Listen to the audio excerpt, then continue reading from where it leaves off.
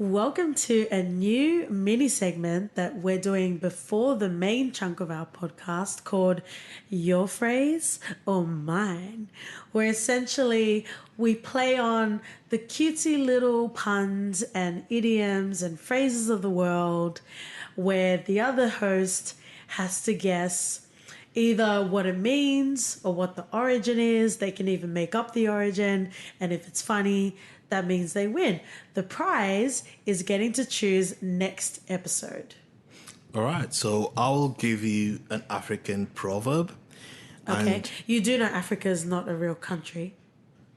An Afrikaan proverb. Nice save. Nice save, Charlize.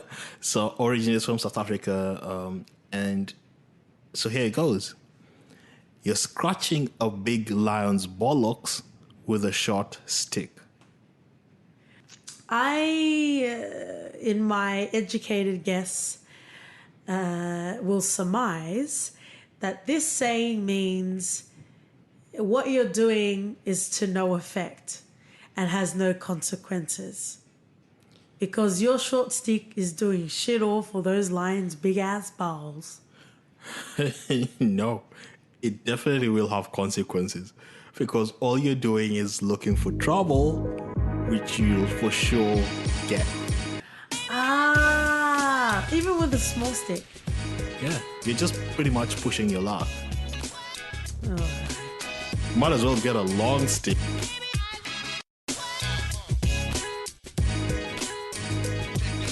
Hello and welcome to For Your Reference podcast, where we give our hot takes and general banter on movies, TV shows, and also documentaries. Today we'll be talking about the film called Upgrade, which was released in 2018. South by Southwest Film Festival, it came out in March. Everywhere else, it came out in June of last year. By the director and writer of Leigh Whannell. Sorry if I'm saying your name incorrectly, who was also the co-creator of the Saw franchise, and also his first director credit was on Insidious. Yep. So definitely got some, some great credits under his belt. It will be great to talk about whether stylistically any of those films have carried on to this movie. But, there's some little tidbits that we'll touch on later on in this podcast. Box office details. So the budget for this film was $5 million, either more or less, who knows, but $5 million. It made it pretty much back in its opening weekend, just over $4.5 million. And then it grossed just under $12 million, which is amazing. Pretty good, right? It is quite impressive. Because even the way that we came across this film was, just scrolling on the streaming services and coming across this movie. But yeah, definitely great that we found this movie and we watched it. And hopefully, if you haven't seen it, probably don't listen to this podcast until you have, but would definitely recommend that you go out and see this movie. So just a quick sort of synopsis in regards to this movie. We have you're essentially not necessarily in a dystopian sort of future, but we are living in a world where technology has crept into pretty much every aspect of the human life. And then the main protagonist that we have is all about, getting his hands dirty. It's all about the human interaction sort of guy. So he's our blokey bloke that we get to know at the start of the film. I guess if you're still listening to this and you haven't seen it, I won't put any spoilers, but something happens to him. He does become a quadriplegic, but there are other things that happen to him that inadvertently make him the best subject to allow himself to be tampered with and have a chip inserted inside of his body. So that's the main sort of crux for this movie. Yeah. Pretty much. In regards to the cast, we have Logan Marshall Green, who plays the main protagonist that I was just mentioning, Gray Trace. What I'm also appreciating as a fellow Aussie myself is it actually has a whole slew of Australian characters in this movie, which is great because I would hope that Leigh, being an Australian in Melbourne, but we still love him because he's Australian, even though he's not from Sydney. I would hope that, he's trying to open up opportunities for great Australian talent. So, Asha Trace, who plays, the character of the protagonist, she's an Australian actor. Aaron Keane, what did you think of him just in a soundbite? He gave me L vibes from Death Note. Oh, is this the first reference of anime we have on For Your Reference? You're welcome, guys. So the character of Aaron Keane is played by Harrison Gilbertson, and he's Australian, so kudos to him for being Australian, but he was born in 1993. Oh. Yeah, which makes him like 26 years old. So I think that puts it a bit more in perspective in regards to his acting chops. Yeah. They're quite mature for someone his age. But again, we'll get more into detail about the characters. But I thought that was quite a cool sort of shout out that he is quite young and he had a role with such depth as well. So we've got a lot of other characters. We also have Fisk. And as far as I can see from his IMDb, he is also Australian. Actually, I had to go to a few websites. It was like australianplays.com for me to identify that he was Australian. So this is great, and it definitely is considered an indie film. And I'm glad that there still is talent out there that can be put to the forefront, but it's an independent movie. But you understand what I'm saying. Yeah, definitely. It's great to see that they produced a movie where you didn't think that the acting brought it down. And for the world of me, I would think this was high budget. The shooting was great. We got a really cool camera angles, especially during the fight scenes. And it was just a well-made, round-up movie. Yeah, and I'm just in general in regards to movies and actors that aren't necessarily known, I feel like sometimes if the star is too big, it can kind of get in the way of the story. Are you thinking Johnny Depp playing Tonto? Is anyone even allowed to speak about that anymore? Or even still on the topic of Johnny Depp, Transcendence. Oh, yeah. Yeah. Transcendence kind of felt like, the equivalent of a stocking stuffer, artificial intelligence has been quite a popular topic for a while now. And it kind of felt like they were just trying to fill the mold of what's popular and hopefully what will sell in cinema. Or the way they brought in, what's the actress's name that plays Black Widow in Marvel movies? Scarlett Johansson. Yeah. They brought her in to play Ghost in a Shell, and there was so many things wrong with that. And I feel like they just brought the star power in an environment where you really didn't think that, Scarlett Johansson will play this really well, Yeah. She's actually done quite a lot of AI movies because there was that Lucy movie as well. Yeah. So even before going through the movie, we've talked about Leigh's essentially, rise to eminence with the Saw franchise and also Insidious. I was watching an interview with him and also with Logan, the main actor for this movie, just to see, how this actually came about. And he was talking about how, as a filmmaker, as a creative, you're constantly trying to think, can this be a movie? Can I create this into something that people would want to watch? And he had this constant recurring idea of what if a quadriplegic had a chip because he was essentially incapacitated from his neck down. And that was essentially just a thought that he had. And then he just went about his best life. but it kept coming back to him, and he started to, essentially flesh that out and see what that would look like. One of the influences that he drew from was the first Terminator movie, because in the climate of its time, it wasn't necessarily big budget either. True. Yeah.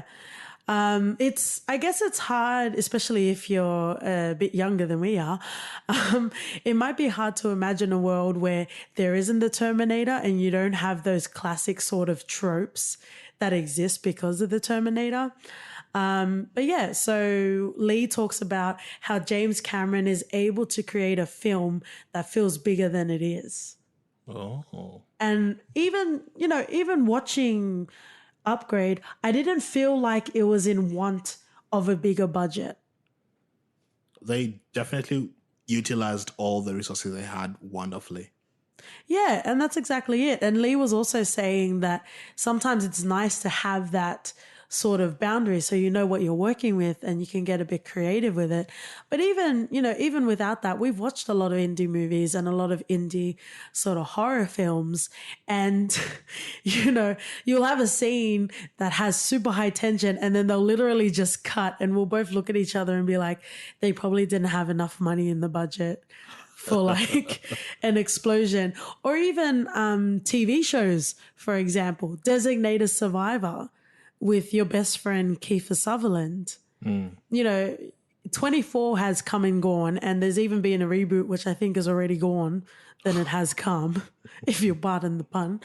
But even Designated Survivor, we were watching the first episode together, not necessarily a spoiler, but it shows like an explosion that happened that essentially kills the whole, I don't really know what they call it in America. Congress? Yeah, it kills all of the Congress. So essentially it's conveying to the viewers that Kiefer Sutherland is the only remaining designated survivor. But the way in which they portrayed it was Kiefer Sutherland looking through the window and you'll have like a little poof of like red flames, and that was them exemplifying the explosion essentially. And the reason why I'm bringing this up is, you can watch things without knowing what the budget is, without knowing who the director is, without knowing which powerhouse studio it's coming from.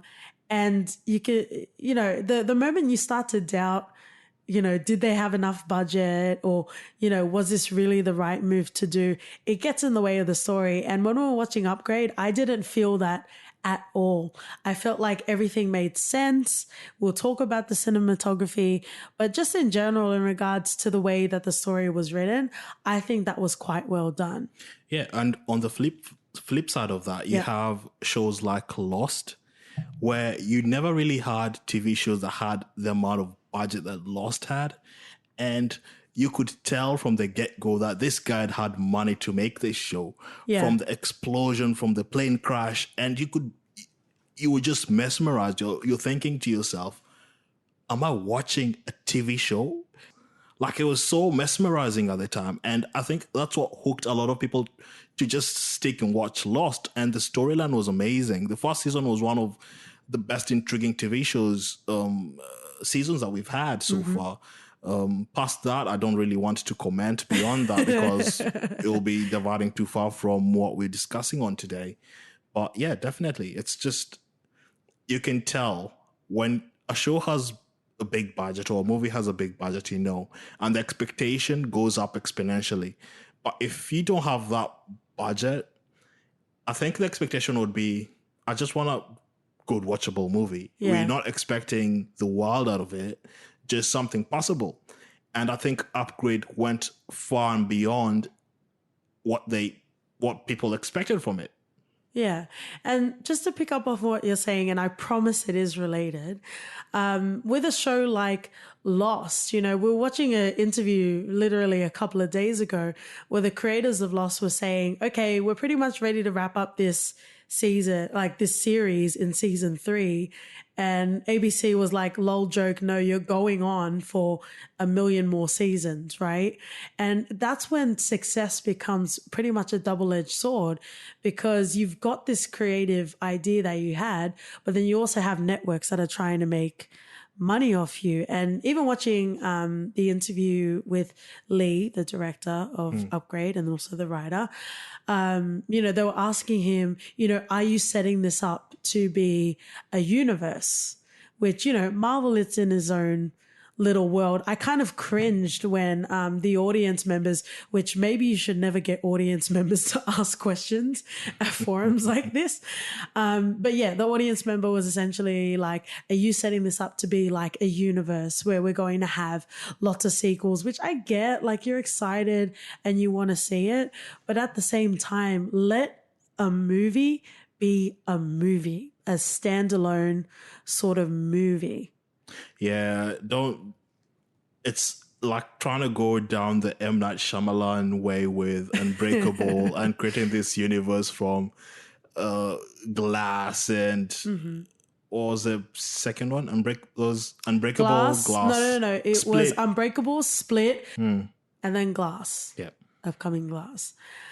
But yeah, I guess success can be a double-edged sword, especially when, the services that you're being played from obviously want to get as much from you as possible, which I think is quite common in a lot of, at least in TV shows, a lot of American sort of formats where they try and get as much as they can out of you and you kind of just get tired of the show by the end of it. Yeah, not like the UK 3 episode and you're done kind of thing.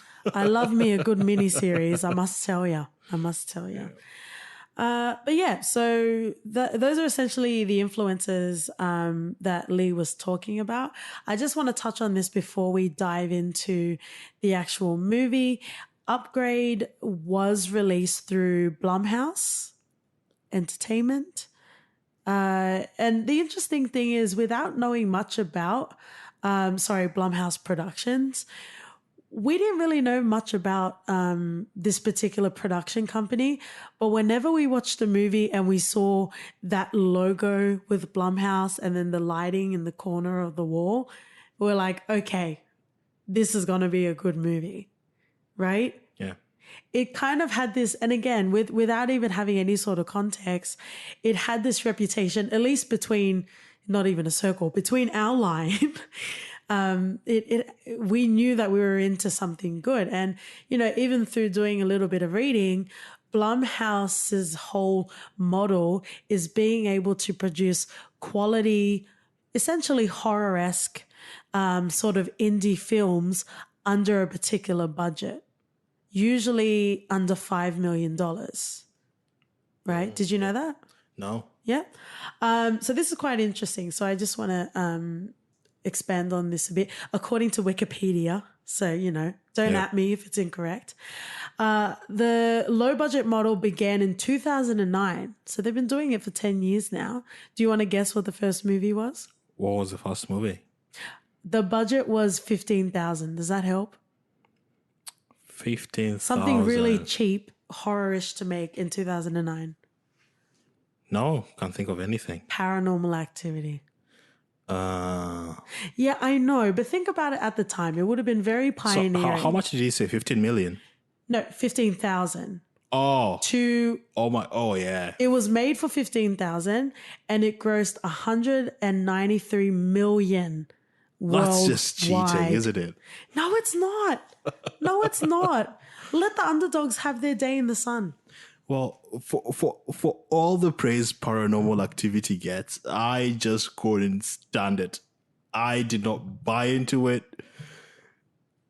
And why?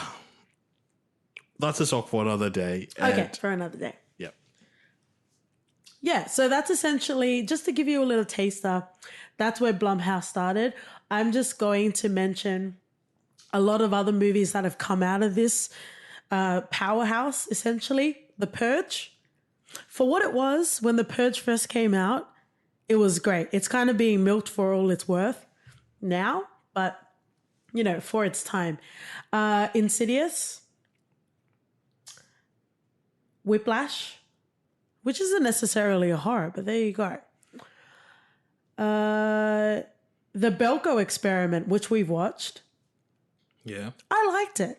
It was really good. I think pacing was an issue, which, just to make it very clear, if a movie is over 2 hours, and it's not a cinematography epic like Lord of the Rings or Avatar or, anything of that sort of ilk. It shouldn't be 2 hours. You should be able to tell your story within a cute 90-minute sort of frame, right? But going back to that, so you've got the Belko Experiment, Unfriended, which we didn't really care for, The Visit, Get Out, which we will definitely do an episode one of these days, maybe close to when Us comes out. It's March already. Yes, it is March. It's coming out. Jesus. It's coming out March 22nd in America. I think it might come out a couple of days later in Australia. Yeah. But yeah, so Get Out, also Split, according to Wikipedia, has also come out of here as well. So lots of arguably box office smashes have come out of Blumhouse. And we have our Friday night horror movie night in our For Your Reference household. And we've definitely stumbled across these, and super welcome and super surprised. One way that we actually watch things, which, we're not that iconic, so I'm pretty sure other people do this as well. When we're trying to scroll through movies and trying to figure out what to watch, we essentially watch the trailers. And I guess, just in general, especially with horror films, the ratings can be quite confusing, right? Yeah, we never really go with the ratings. No. And I think we gave it a grace of like, if it was rated as 6 on average, we'd still give it a go. Yeah, that's an all right rating for a horror movie. For a horror movie, yes. For other movies, 7 no. is a great rating. Like, that horror movie is sick. It's not easy to get that rating. Yeah, definitely. So 6 is definitely possible. Anything below that, then you're just treading on dangerous grounds on whether it'll be good or not. Yeah, and the way that we watch movies is when we're trying to figure out what we want to see or what we're about to watch that night, we watch trailers. And then once we see a trailer and it hooks us in, and we want to know what's going to happen in this movie, we don't look up ratings, we don't look at the actors, we just watch the movie. We strike the iron while it's hot, because once we start to go down the rabbit hole of researching and reading reviews, it'll put you off the movie essentially. So we'll have a look, we'll narrow it down to around 3 to 5 different sort of movies, and we'll just watch trailer after trailer after trailer, and whichever one, without even thinking, whichever one just grabs our attention, that's it. No time to do anything else. You need to have your snacks with you because we're watching the movie now. We need to build off that momentum, because once we start to read reviews and all that sort of stuff, it pretty much puts you off. So pleasantly, that's how we came across Upgrade. Yeah. Right? Yeah. And, we will obviously talk about the movie in a second, but I was pleasantly surprised, and not even surprised. I genuinely enjoyed this movie. I think with the whole wave of artificial intelligence, there's been a lot of movies that have come out, and for no rhyme or reason, literally just to be able to compete and to be able to get some of the, slice of the pie, if you will. Yeah. And, even talking about TV shows and their mega budgets, Black Mirror, right? I feel like Black Mirror needs another word, because even when you talk about anthology, it's not necessarily its own separate world every time there's a different episode. But essentially, when you have Black Mirror, they're short films, and they're self-contained, they're in their own world, and you don't need any sort of precursor to watch a Black Mirror episode. And I guess that talks to, the culture of technology, how we're constantly building off streaming services, and also TV, TV quality is going up as the years go on. maybe even 5 years ago, movie actors would shun TV actors. And it's hilarious that there were even different types of actors. And then you see all different sorts of, even Scorsese is getting onto the streaming platform as well and directing his movies through Netflix, I believe. So it's really a changing sort of time. And even in that interview with Leigh, he was talking about how, how do we get this movie seen? How do we get this movie heard? How do we get attention to this movie through all of this diluted sort of media that's going on right now? And, did you ever hear of Upgrade before we stumbled across it that day? No, no. Just came across it. I was like, the synopsis read well. Yeah. And we'd watched, I think, Ex Machina a few months back. And Yeah. the concept just intrigued us. And we're like, yeah, let's give it a go. Exactly. And I guess there's a part of like sadness, because then you wonder, what else am I missing out on? If I'm not looking for it, how do I make sure that this sort of content comes to me so I'm not missing out on such great, amazing pieces of film? And now for the moment you've all been waiting for, but hopefully you enjoyed the banter along the way. We're actually going to talk about the movie. Again, spoilers into Spoiler Town as we venture into this movie. I want to first talk about the overall general feeling of the film and also the cinematography. What did you think about that? I really appreciated the wide sort of shots that they had in the movie, because it really spoke to the expanse, if you will, which I believe is its own sci-fi world. But essentially, it really painted this picture of we are in the future, but at the same time, there's this feeling of desolation and disconnectedness from that human sort of connection that you have as well. So I really did appreciate the wide shots, even though between you and I, a lot of it was shot, pretty much all of it was shot in Melbourne, Australia. And then they'll have like signs as if to suggest it was in America. But the shout out to, all of the people behind the scenes, like scouters that go out and look for locations for this movie, because it really, for me, painted a picture on not just the society at the time, but also our main man's story and what he's going through, Gray. Yeah. All of that desolation that he felt inside of himself. So I thought the wide shots were great.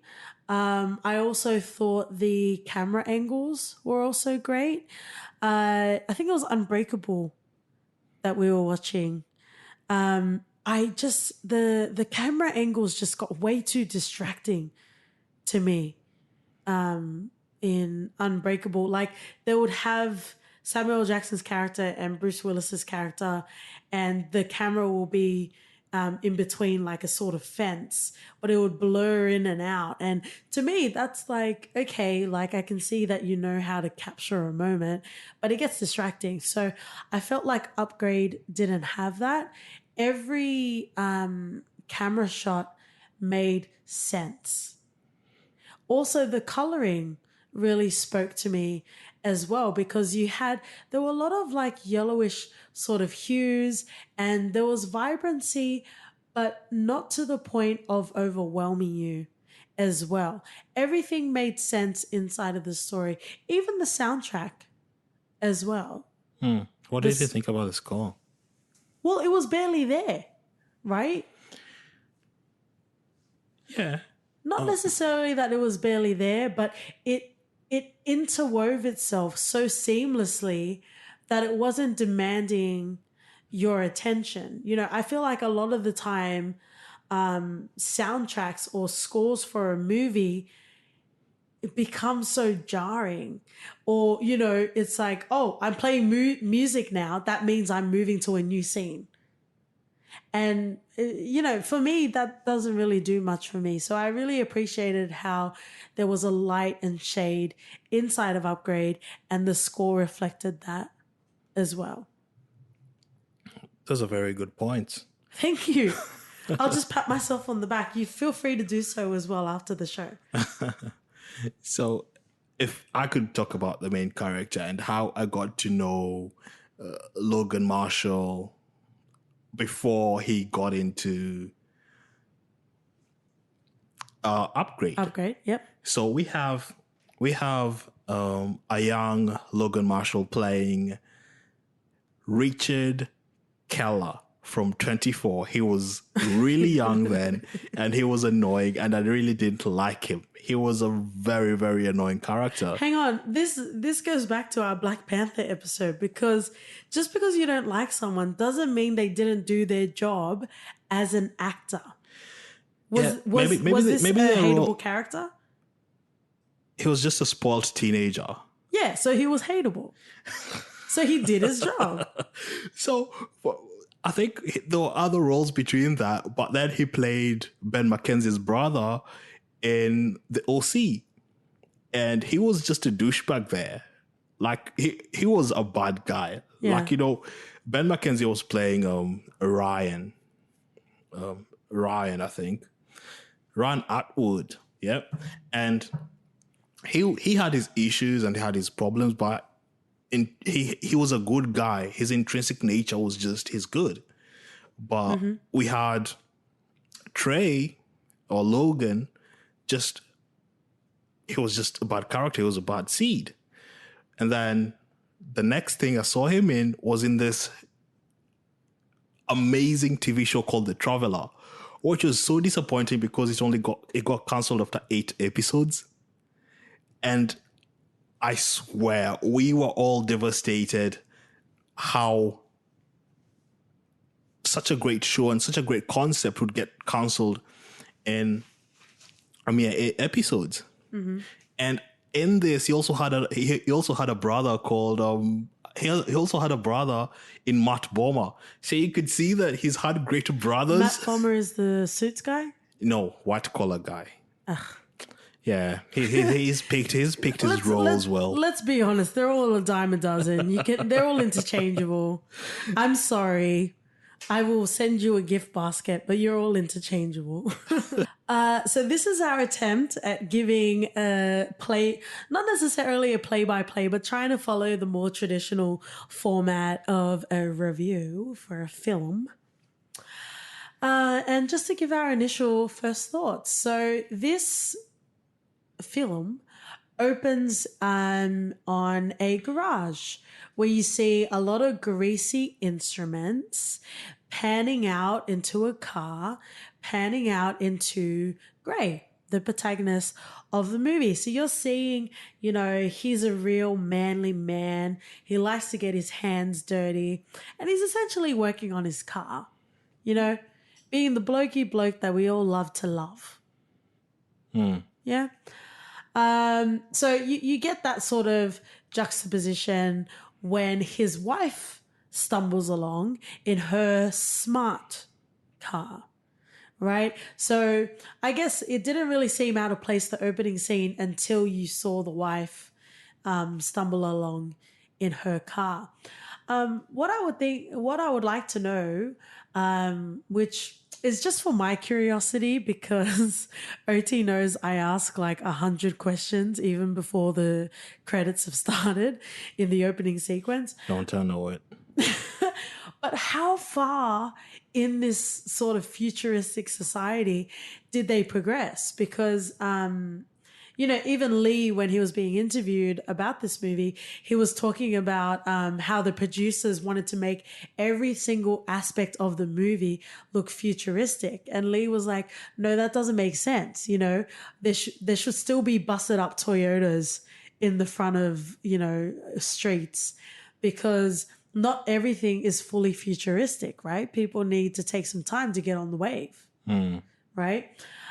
So, just as a little side note, trying not to let it distract me from the movie, but I was just wondering, how far is it in this society where, even later on, when they first walk into, at least in the movie, when they first walk into the house, everything is fully functional. Everything is fully automated in regards to the house, you know, greeting the owners of the house, even telling them they're out of something menial like eggs, for example.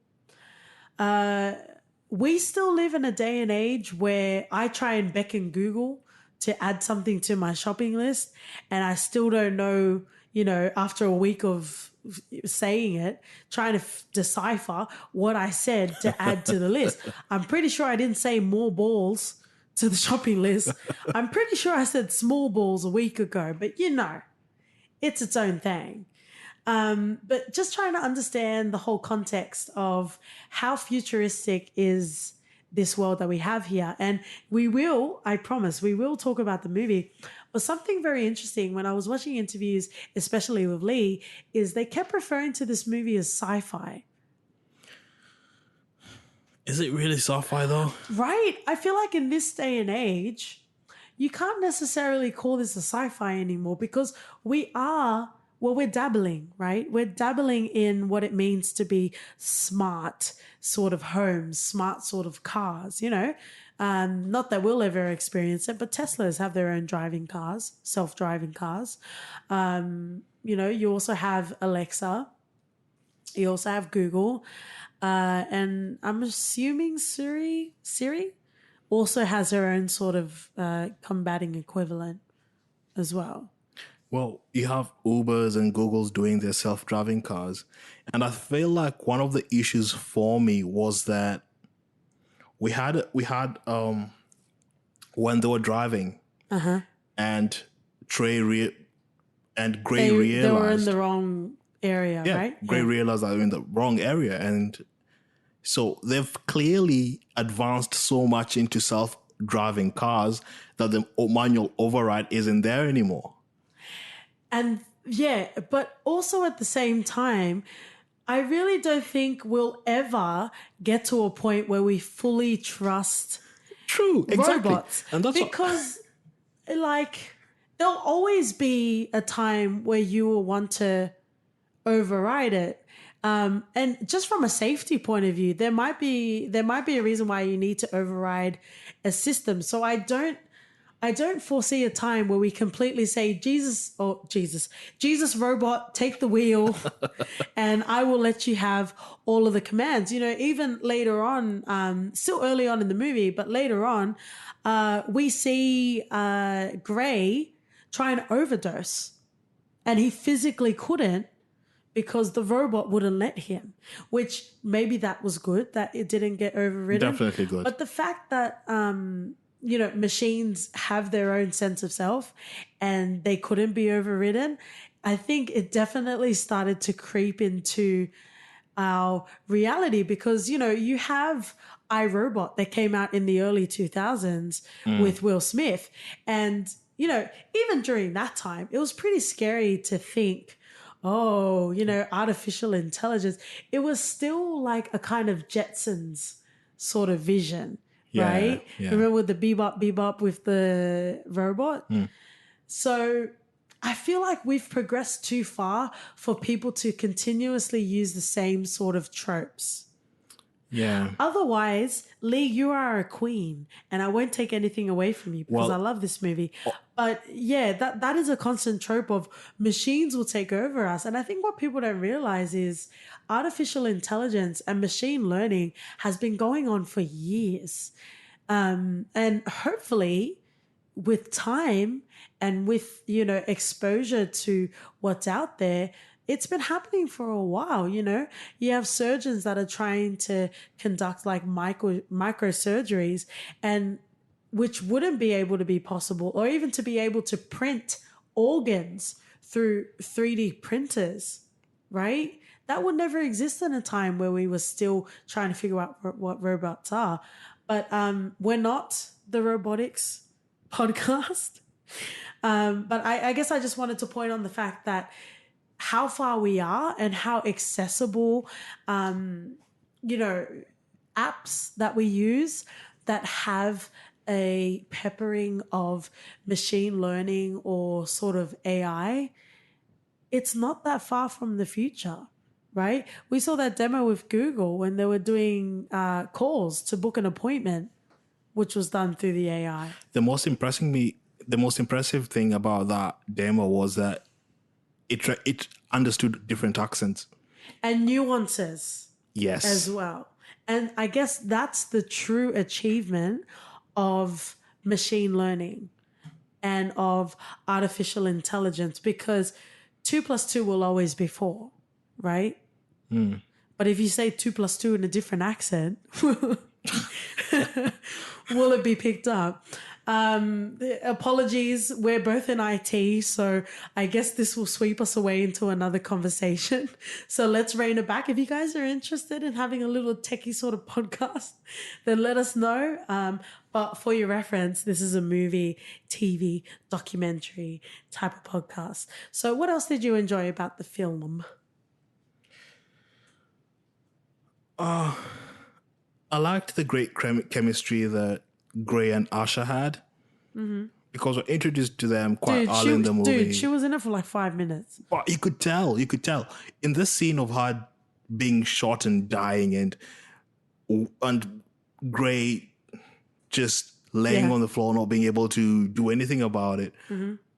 I bought into it. I bought into him loving this woman, because we've seen many scenes where I don't really feel the chemistry. I don't really buy that you're sad that this supposed love of your life has died. But despite the fact that she's been in the movie for about 5 minutes, and I could still feel the chemistry between the two of them, I feel like that's a great achievement, and that goes to the kudos for the casting director for that. And it's like you were saying earlier, you know, sometimes with independent films, you kind of have a little bit more patience to allow it to woo you, right? And I think I was also experiencing that as well, because we didn't know much about Asha's character.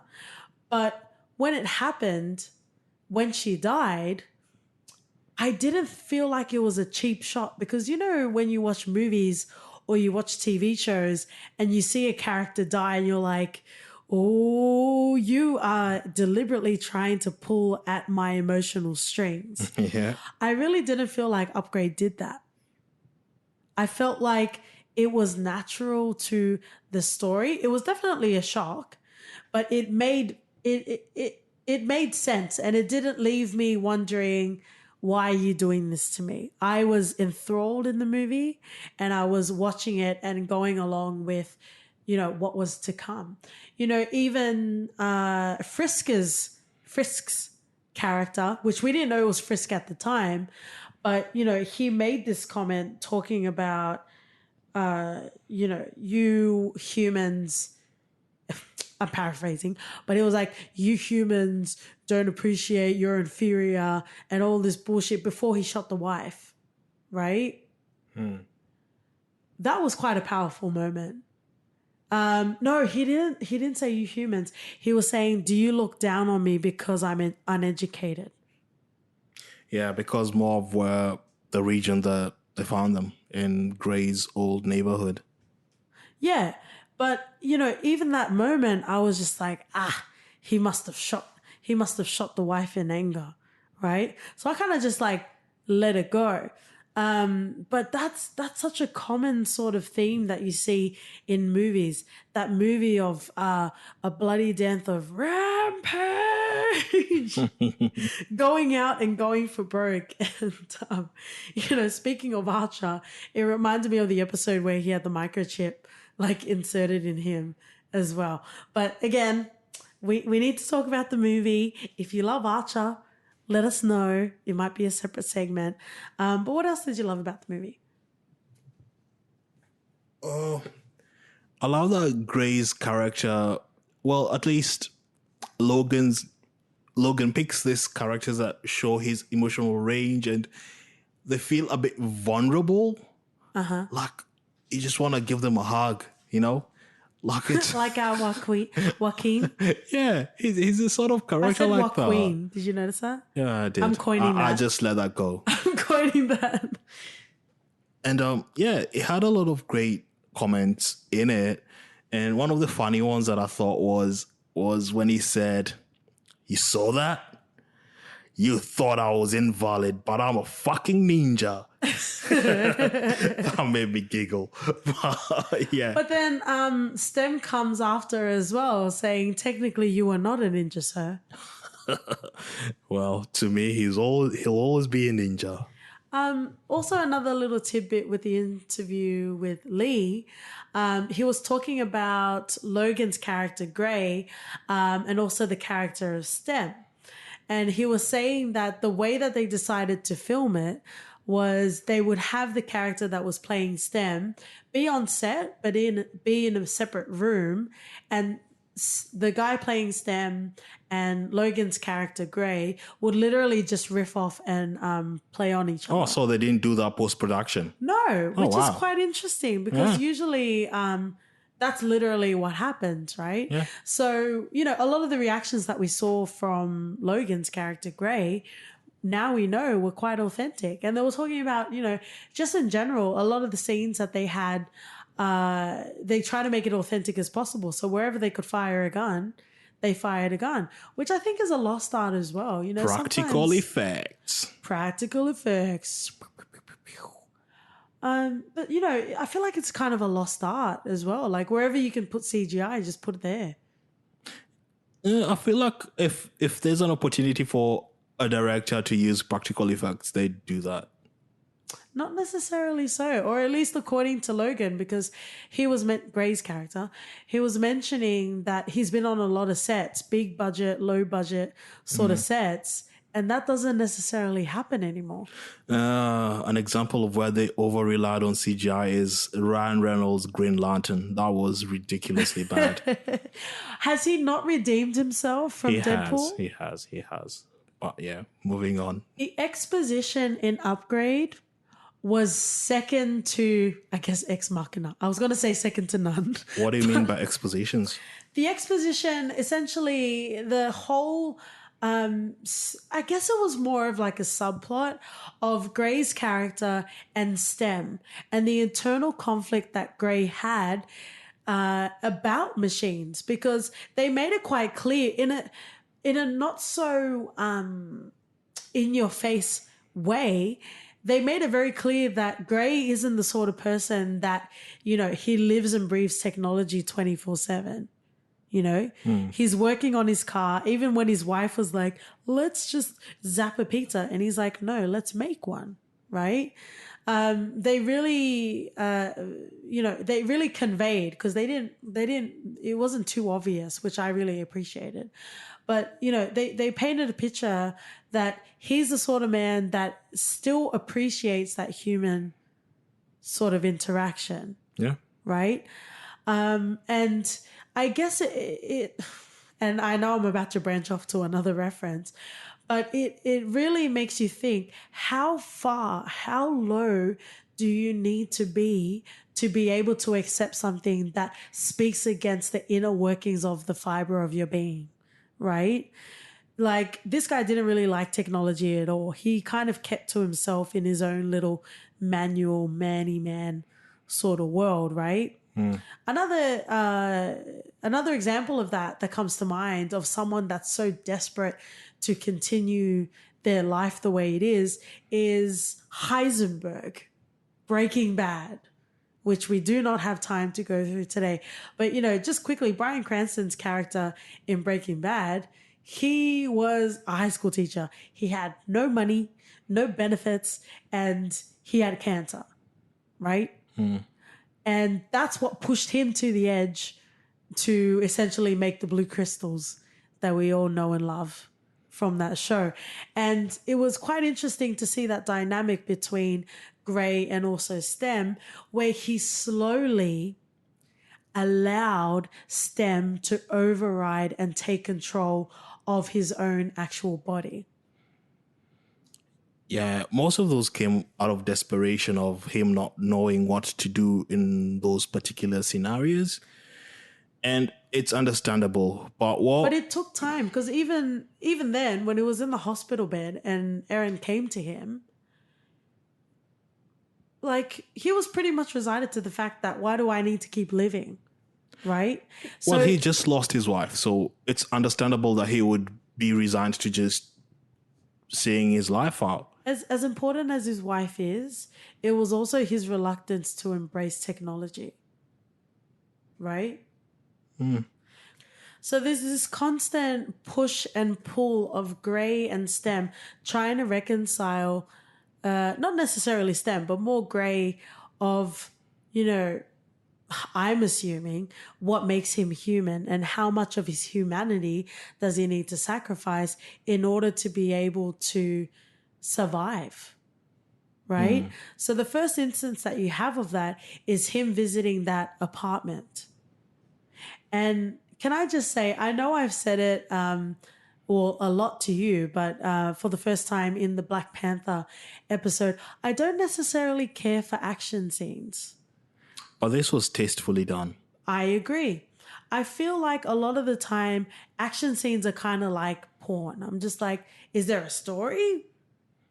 While you're watching porn, you're not going there for the story. Yeah, but I do.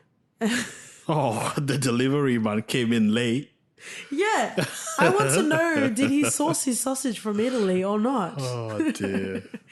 But yeah, so the point of the sausage man is to say that the action made sense in this movie. So, you know, much like the time I figured out that I actually do like Shiraz wine, I just like the expensive kind. I do like action scenes, but it needs to be done in a way that makes sense, and it's not necessarily gratuitous, but it fits in with the story that is being told, right? Like we've seen helicopters blow up, right? We've seen car chases go to the maximum. Like how many Fast and Furious movies are there now? Like 9? Yeah. And then now you have a spin-off with The Rock and Jason Statham. Oh, dear Lord. You'll be seeing that by yourself, by the way. No, I'm not going to watch that. Okay.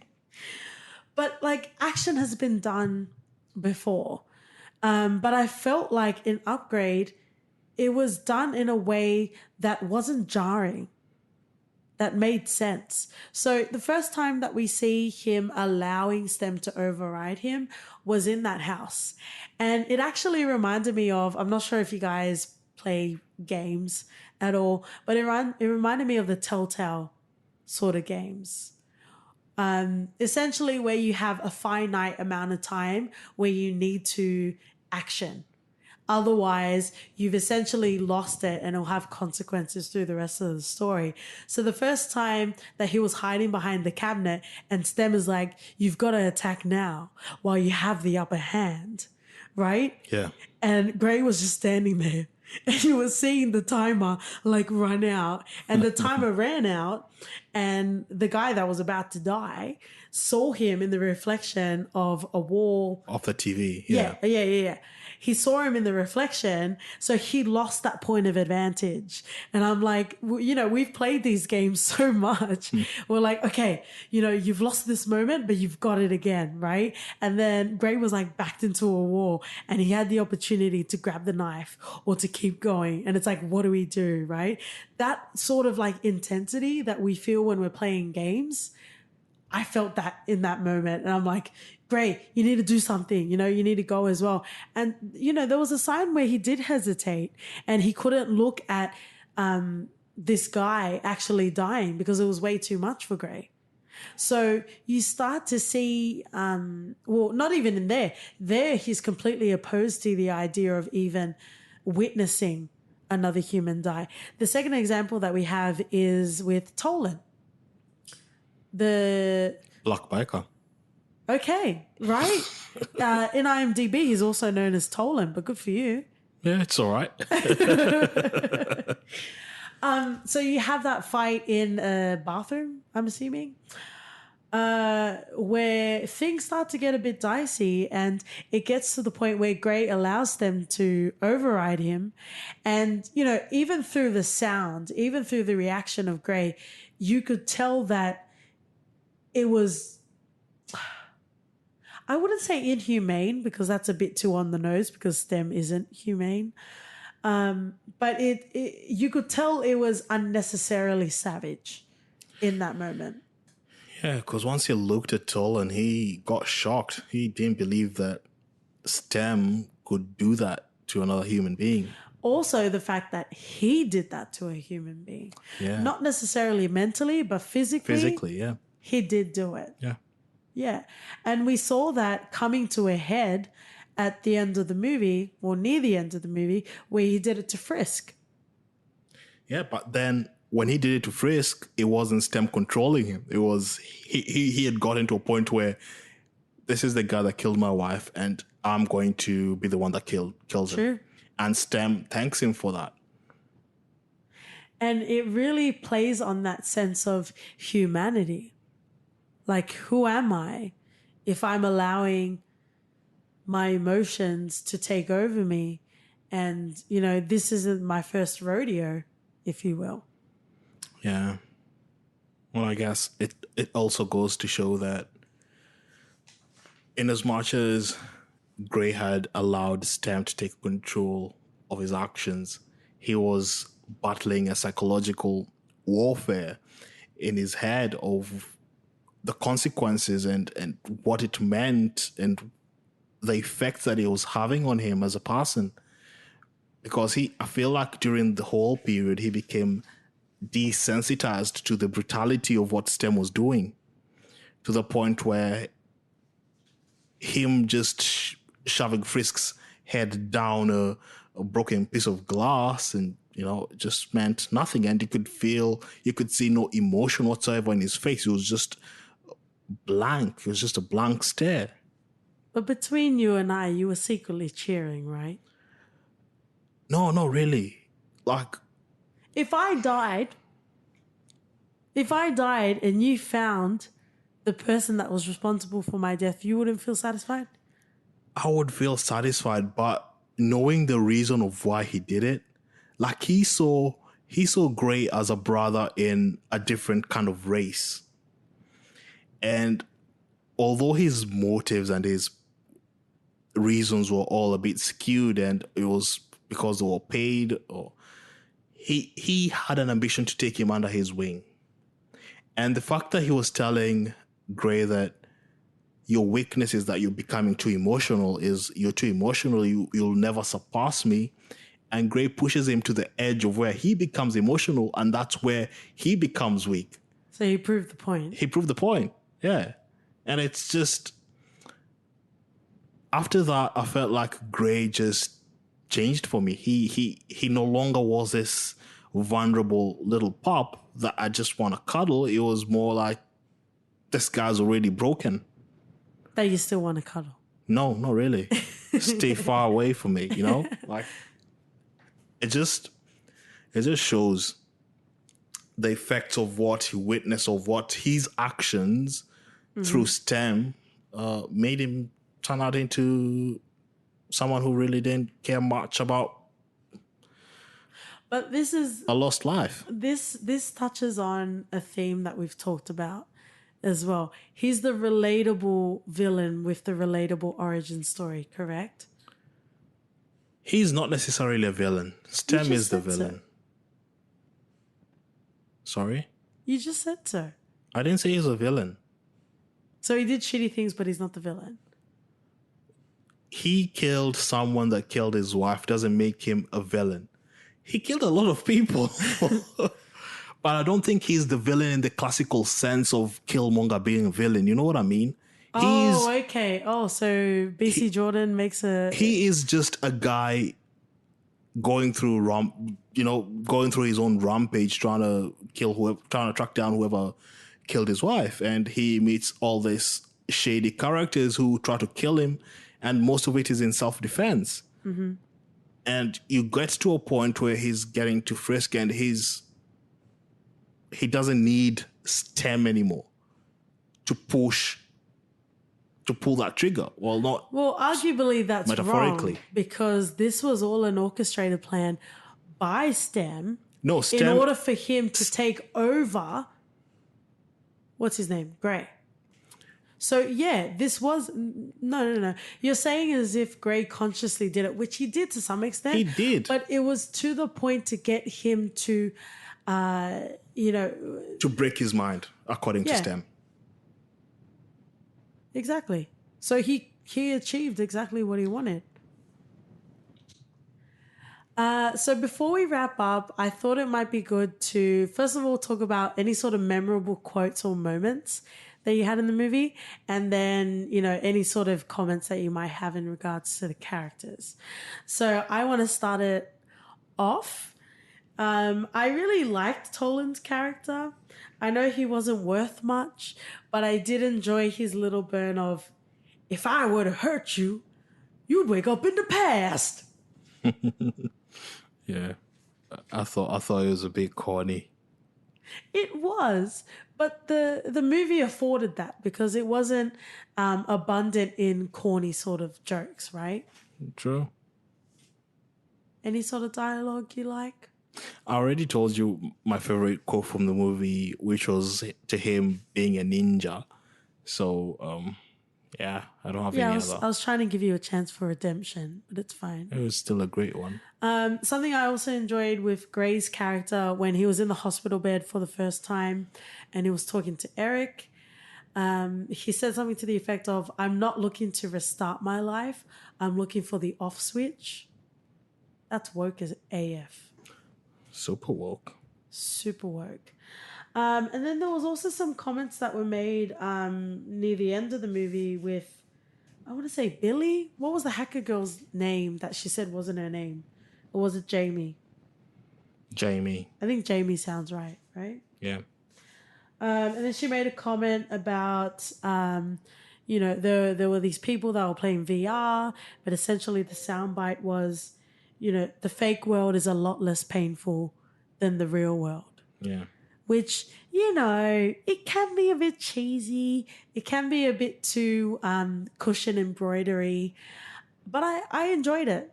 And then later on in the movie, someone else says it. Is it Eric's character? I'm not sure. Or is it Stem's character? Near the end of the movie, someone else utters that phrase again. And just encapsulating the whole movie, we've watched a lot of horror. I wouldn't really call this a sci-fi. We've watched a lot of AI movies that become onerous and become, too heavy, too bloated to want to watch. But I feel like the unique ability that Leigh has to be able to portray this story like it's fresh, in amongst the world of the Black Mirrors was definitely commendable. Upgrade to me has a rewatchability value. We've watched it twice so far and it's only come out, less than a year ago. So that definitely speaks to the quality of the film. The way that was shot, the way that they had the soundtrack or the score as well was quite commendable. Any sort of characters you think grabbed your attention? Frisk was interesting. He gave a weird sort of vibe. And I feel like it was like uncomfortable, but you couldn't not watch him. Yeah. Does that make sense? Yeah, and he was believable, right? Like, yeah. It's like, I don't ever want to see this. you outside of the context of this movie, please. If we meet in a Daikali, please let me just walk on the other side. Well, you probably won't get a chance, but yes. Yeah. So Frisk as well. And of course, Gray goes unmentioned. He was amazing in this. Mm-hmm. Yeah, I think those are the two standouts for me in this. Eric doesn't get any accolades? Yeah, I didn't really think that much of him. Really? Yeah. You don't think he had any sort of depth of character? I felt like I was gonna like him when the movie started because he gave me some sort of L vibe from Death Note. Yeah. But that quickly disappeared after the first scene, and then we saw him in this laboratory, and it was just When you eventually found out that he was essentially superseded by his own creation, you don't think that, looking back at the scenes, it kind of added some more sort of color and dimension to him? No, I just thought this punk ass, man. Wow. You just want your Michael B. Jordan and everything, don't you? Yeah. Jesus. Well, I really enjoyed Aaron Keane. Oh my. I enjoyed Aaron Keane's character. He kind of reminded me of a love child between Mr. Robot and Mr. Mercedes. I think another character that I liked was the home assistant. I don't know if they. Yeah. What was the name? No idea. Well, right after Usher dies, and I think it has to be days afterwards because we have Gray coming back home, and the assistant says, "Is Usher gonna join us for dinner? We are living in a world where STEM exists, You're a dick. and you want to tell me that this assistant can't look up if who's dead? How is that a good moment? You're a terrible I'm not saying it's a good person. moment. I'm just saying she did that intentionally just to be a dick. Do you think so? Well, you're living in a world where it's fully automated, and you want to tell me it doesn't look through the death database or whatever it is? Kara? Is it Kara? I think so, because in brackets it says voice. So that was voiced by Abby Craden. Oh, well, she had to be a dick then, because there's no other way to explain why she'd ask about Asha weeks after the incident. Or weeks after her and passing. You know what's another interesting thing, even though we need to wrap up, is when they had the first accident before the wife just died, someone had overridden the system, which, it happens all the time. But once the crash happened, even though someone had overridden the system, it's still called emergency services. Yeah. So if you're overriding the system and you're about to hijack these people, wouldn't you disable the ability to contact emergency services? I guess that's just protocol. Like, computers are dumb. No, if you can hack something, you can pretty hack much anything. Disable. Yeah. Right? Yeah. Well, otherwise the movie would have ended because we won't have the footage of the drone. No, the movie kept going even though the emergency services were called. They just did it quickly. No, I'm just saying because Gray wouldn't have anything to follow up on. If there was no drone footage, then where do you go from there? Yeah, but STEM still would have found a way to, there could have been like CCTV cameras. Oh, are we going to person of interest territory now? Oh, what a shame. On that topic, we've gotten to For Your Reference, which is the name of this podcast.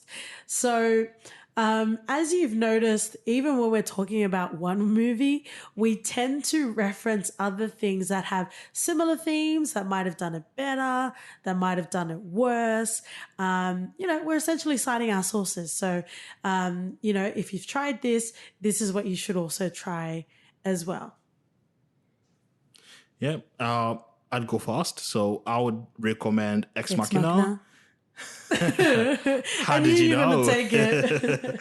Ex Machina. I think the same with like Vikings with Game of Thrones.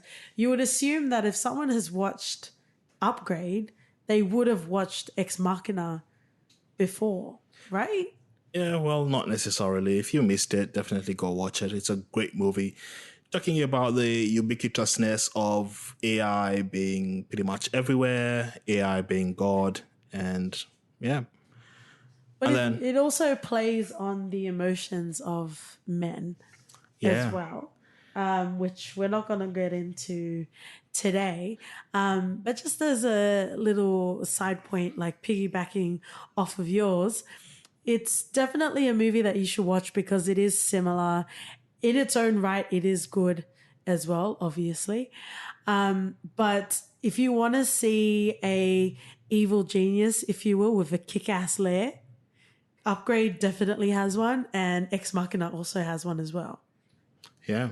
And my second reference would be Venom, because it has Tom Hardy and he looks so much like Logan. Credit to Logan, because when we first watched Upgrade, that's all we could talk about. All we could talk about was the Tom Hardy brother that we never knew existed, and we didn't even mention it once in this podcast. So, congrats to Logan.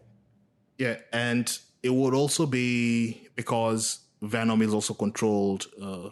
Venom is controlling Tom Hardy, and it's similar plot points, although different angles. You have supernatural, you have scientific gooey stuff from I don't know where controlling Tom Hardy, and then you have STEM controlling Logan. Similar plot points, different kind of storylines, but yeah.